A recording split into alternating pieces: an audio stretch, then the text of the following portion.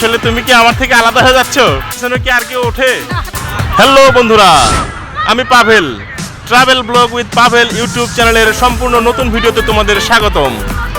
বন্ধুরা, আজ এসেছি আমি বগুড়ার ঐতিহ্যবাহী প্রতিষ্ঠান বগুড়া আজিজুল হক কলেজে ঘুরতে। আমরা একটা ফানি বাইকারের সাক্ষাৎকার নিব, যিনি তার হাজব্যান্ডের বাইক থাকা সত্ত্বেও সে আরেকটা বাইক কিনেছেন শুধুমাত্র বাজার করার জন্য, অফিস করার জন্য। যিনি নতুন বাইকার, তার একটা সাক্ষাৎকার নিয়ে থাকি। হ্যালো বউ,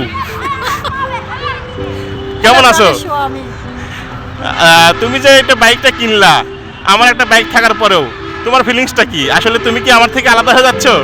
আলাদা হওয়ার চিন্তা ভাবনা করতেছি, কারণ তুমি থাকো না কাছে, তোমার এই অত্যাচারে তোমার বাচ্চাদের দুধ লাগে, তোমার বাচ্চাদের সিরিয়াল কেনা লাগে, তোমার বাচ্চাদের জন্য বাজার ঘাট সব আমার উপর একা ছেড়ে দিয়ে তুমি নিরুদ্ধ। সুতরাং আমাকে আমার প্রয়োজনটা মেটানো। তাহলে আমার বাইকটার কি হবে? আমার বাইকটা তো সবসময় পরেই থাকে। তোমার বাইক তুমি যখন আসবে তখন চালাবে। তুমি মোটামুটি বাইক পাওয়ার পরে মোটামুটি ভালোই ঘুরো, দেখলাম প্রায় 100 কিলোমিটার ঘুরেছো।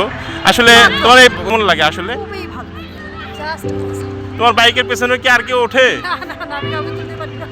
আচ্ছা আচ্ছা, না আমি তো থাকা অবস্থায় ওঠে নাকি না থাকা অবস্থায় ওঠে? কোনোভাবে ওঠে না?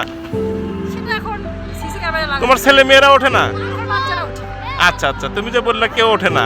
আমি কাউকে দিয়ে চালাতে পারি না, আমার হাত খুব ভয় লাগে। আচ্ছা আচ্ছা, বুঝতে পারছি।